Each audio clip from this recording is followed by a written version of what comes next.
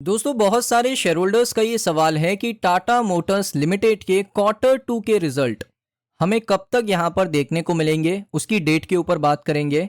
साथ में ये डिस्कस करेंगे क्या डिविडेंड आपको मिलेगा टाटा मोटर्स पैसेंजर व्हीकल में या कमर्शियल व्हीकल में, अगर साथ में मिलेगा या अलग अलग मिलेगा उसके ऊपर भी बात करेंगे।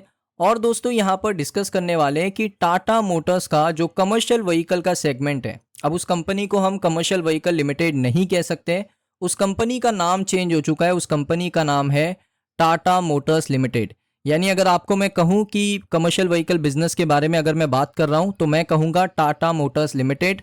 अगर मैं पैसेंजर व्हीकल लिमिटेड के बारे में बात कर रहा हूं तो मुझे कहना पड़ेगा Tata Motors passenger vehicle limited. इस तरीके से दोनों ही कंपनीज के नाम होने वाले।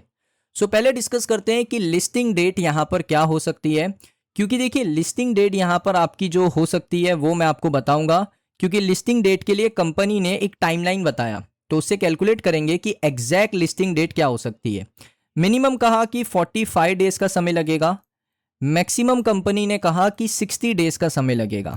अब चलिए कैलकुलेट करते हैं कि एग्जैक्ट लिस्टिंग डेट क्या हो सकती है।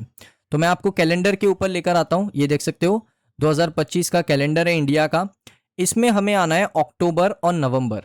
अभी काफ़ी लोग कैलकुलेट करते हैं कि डी मर्जर इफेक्टिव हुआ 1 अक्टूबर से, लेकिन आपको ऐसा बिल्कुल नहीं करना है, क्योंकि 1 अक्टूबर को कंपनी ने यहां पर शेयर अलॉट नहीं किए थे। डीमर्जर इफेक्टिव हुआ था, एनसीएलटी का अप्रूवल आया था, तो 1 अक्टूबर से हमें बिल्कुल कैलकुलेट नहीं करना है। हमें कैलकुलेट करना है 14 अक्टूबर से, क्योंकि 14 अक्टूबर के आसपास ही जो शेयर है वो अलॉट हो चुके थे, शेयर होल्डर्स को अलॉटमेंट शुरू हो चुका था। तो यहां पर अगर हम 45 डेज से कैलकुलेट करते हैं तो 14 अक्टूबर को इंक्लूड नहीं करूंगा मैं, 15 अक्टूबर से करते हैं।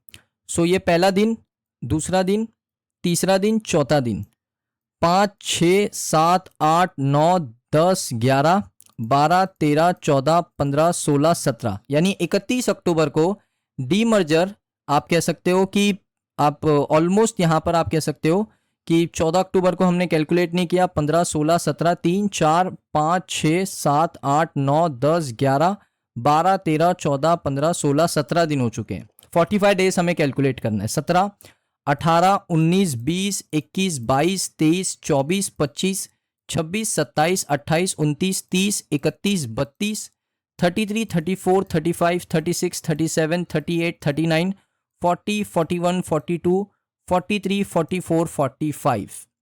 यानी आप कह सकते हो कि 45 डेज कंप्लीट हो रहा है 28 नवंबर को। 28 नवंबर को आपको 45 डेज कंप्लीट हो रहा है। यानी अगर मिनिमम टू मिनिमम जल्दी अप्रूवल्स आ गए तो 28 या 29 मोस्ट प्रोबेबली चांस है कि 28 नवंबर को कंपनी की लिस्टिंग हो सकती है टाटा मोटर्स लिमिटेड यानी कमर्शियल व्हीकल सेगमेंट की। 28 नवंबर को लिस्टिंग हो सकता है एज पर 45 डेज टाइमलाइन। अब चलिए 60 डेज के टाइमलाइन को कैलकुलेट करते हैं।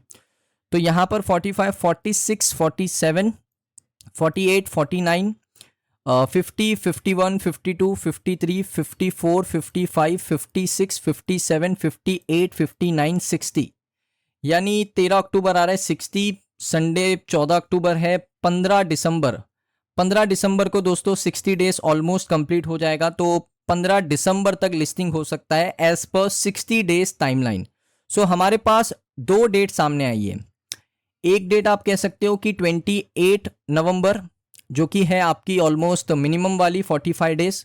सो 45 डेज से कैलकुलेट किया हमने, तो हमारे पास यहाँ पर जो डेट आई है वो कौन सी आई है वो आप देख सकते हो। यहाँ पर हमने 28 नवंबर की डेट हमें मिली है। 45 डेज मिनिमम 28 नवंबर डेट याद रखना। और यहाँ पर दोस्तों जो 60 डेज है उसकी डेट आपके सामने मैंने रखी थी, यहाँ पर कैलेंडर पर आएंगे। 60 डेज की जो टाइमलाइन है वो दिसंबर के मिड में है। सो यहाँ पर ऑलमोस्ट आप कह सकते हो कि दिसंबर के मिड में या नवंबर के एंड में आपको कंपनी की लिस्टिंग देखने को मिलेगी बीएसई और एनएसई के अंदर। ये चीज़ क्लियर आउट हो चुकी है। आप चाहे तो अपने आप से भी इसको कैलकुलेट कर सकते हो। कैलेंडर जाइए, कैलेंडर होगा आपके पास, उसमें देखिए 45 डेज कैलकुलेट कीजिए, 60 डेज कैलकुलेट कीजिए। 15 दिसंबर 60 डेज के मुताबिक 15 दिसंबर है, 45 डेज के मुताबिक ऑलमोस्ट यहाँ पर आप कह सकते हो कि आपको देखने को मिल सकता है 28 नवंबर। 28 नवंबर और 15 दिसंबर इन दोनों ही डेट के आसपास ही आपको कंपनी की लिस्टिंग यहाँ पर देखने को मिल सकती है। तो लिस्टिंग के ऊपर चीज़ें क्लियर आउट हो चुकी है। अब दोस्तों बात करेंगे कि टाटा मोटर्स का जो रिजल्ट है वो कब तक आ सकता है। सो यहाँ पर आप देख सकते हो कंपनी ने अपने इवेंट के ऊपर बात करते हुए ये कहा है, कंपनी की ऑफिशियल वेबसाइट है, ये देखिए टाटा मोटर्स। सो ऑफिशियल वेबसाइट के ऊपर मुझे जो डेटा मिला है वो ये कहता है कि जो रिजल्ट है फॉर द क्वार्टर एंडिंग सितंबर 30, 2025 यानी क्वार्टर 2 के जो रिजल्ट की डेट है वो आपको 14 नवंबर 2025 को देखने को मिल सकती है। अब इसमें सबसे बड़ा सवाल ये होगा, क्या हमें कमर्शियल व्हीकल का रिजल्ट भी उसी डेट को देखने को मिलेगा 14 नवंबर को, क्योंकि 14 नवंबर को तो कंपनी जो कमर्शियल व्हीकल है वो मार्केट में लिस्ट नहीं करने वाली है, वो तो बाद में लिस्ट होगा ना, जैसे हमने कैलकुलेट किया।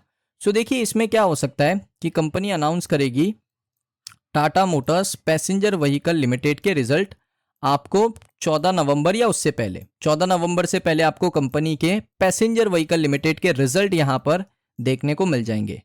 या कंपनी चाहे तो कमर्शियल व्हीकल का भी अनाउंस कर सकती है, बट मुझे नहीं लगता कि कमर्शियल व्हीकल का रिजल्ट पैसेंजर व्हीकल लिमिटेड के साथ आएगा।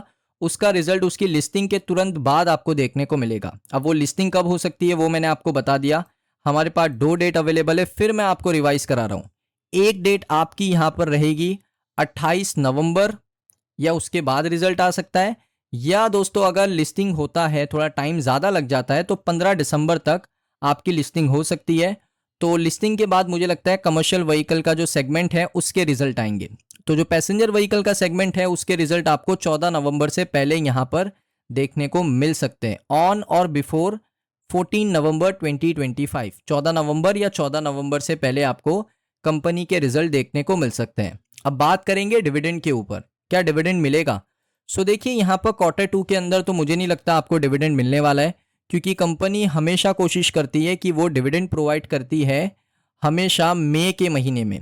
यानी आप देख सकते हो अभी कंपनी ने 13 मई 2025 को डिविडेंड अनाउंस किया, उसका डेट भी कंपनी ने रिकॉर्ड डेट भी सेट किया 4 जून 2025 को। सो डिविडेंड आपको नहीं मिलता है, डिविडेंड आपको मिलता है क्वार्टर 1 में। क्वार्टर 2 में आपको कोई डिविडेंड नहीं मिलता है, ना क्वार्टर 3 में कंपनी कोई डिविडेंड प्रोवाइड करती है। डेटा कहता है कि कंपनी सिर्फ यहाँ पर साल में एक बार डिविडेंड देती है, अच्छा डिविडेंड देती है, क्वार्टर 1 में देती है। अभी अगर क्वार्टर 1 में डिविडेंड मिलेगा तो क्या हमें सिर्फ पैसेंजर व्हीकल में डिविडेंड मिलेगा, कमर्शियल व्हीकल में नहीं मिलेगा? बिल्कुल नहीं। जैसे कंपनी अगर मान लेते हैं कंपनी क्वार्टर 1 जो आएगा 2026 का, उसमें कंपनी अगर 6 रुपये का डिविडेंड अनाउंस कर रही है तो उसमें से आप कह सकते हो कि 3 रुपये का डिविडेंड मिलेगा पैसेंजर व्हीकल सेगमेंट को और 3 रुपये का डिविडेंड मिलेगा कमर्शियल व्हीकल सेगमेंट को। तो अगर आपके पास दोनों शेयर है तो आपको 6 रुपये का डिविडेंड मिलेगा, जिसके पास एक शेयर है उसको 3 रुपये का डिविडेंड मिल सकता है। अब वो कंपनी दोस्तों डिसाइड करेगी क्वार्टर 1 में। क्वार्टर 1 को बहुत टाइम है, अभी क्वार्टर 2 आएगा, क्वार्टर 3, फिर उसके बाद क्वार्टर 4। सो दोस्तों आपके सारे सवालों के जवाब मुझे लगता है क्लियर आउट हो चुके होंगे। अगर आपका अभी भी कुछ डाउट है तो कमेंट सेक्शन खुला हुआ है, वहाँ जाकर कमेंट कीजिए, मैं रिप्लाई करने की कोशिश करूँगा। अगर आपको ये वीडियो अच्छा लगा है, वीडियो को लाइक करो, चैनल पे पहली बार आए हो सब्सक्राइब कर लो। मिलता हूँ मैं आप सभी लोगों को नेक्स्ट वीडियो के अंदर।